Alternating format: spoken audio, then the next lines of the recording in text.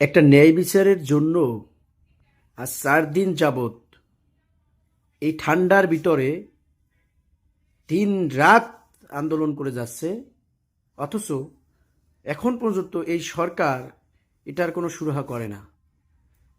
একজন দেশপ্রেমিক ব্যক্তি ছিল, দেশের স্বাধীনতা সার্বভৌমত্ব রক্ষার আন্দোলন যিনি করে গেছেন, প্রকৃত একজন দেশপ্রেমিক ছিল। সেই ব্যক্তিকে নির্মমভাবে প্রকাশ্যে দিবালোকে গুলি করে হত্যা করেছে। অথচ আজ 20 দিনের মতো হয়ে গেল, এখন পর্যন্ত সেই খুনিকে গ্রেপ্তার তো দূরের কথা, সেটা গ্রেপ্তারের করার জন্য বা তার বিচারের জন্য যে একটা ব্যবস্থা নেওয়া দরকার, সেই ব্যবস্থাটা পর্যন্ত এই সরকার এখন পর্যন্ত নেয় নাই। প্রচণ্ড ঠান্ডা বাহিরে, এই ঠান্ডার ভিতরে এখনো শাহবাগে অবস্থান করে আন্দোলন করে যাচ্ছে একটা ন্যায় বিচারের জন্য। আমি বুঝি না কিছু।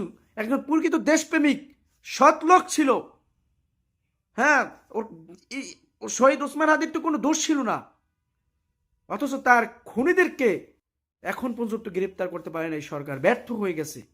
আমার তো মনে হয়, আমি বারবার এক কথা বলতে চাই না, আমার তো মনে হয় এই খুনিদেরকে এরাই সুযোগ করে দিয়েছে পালাতে।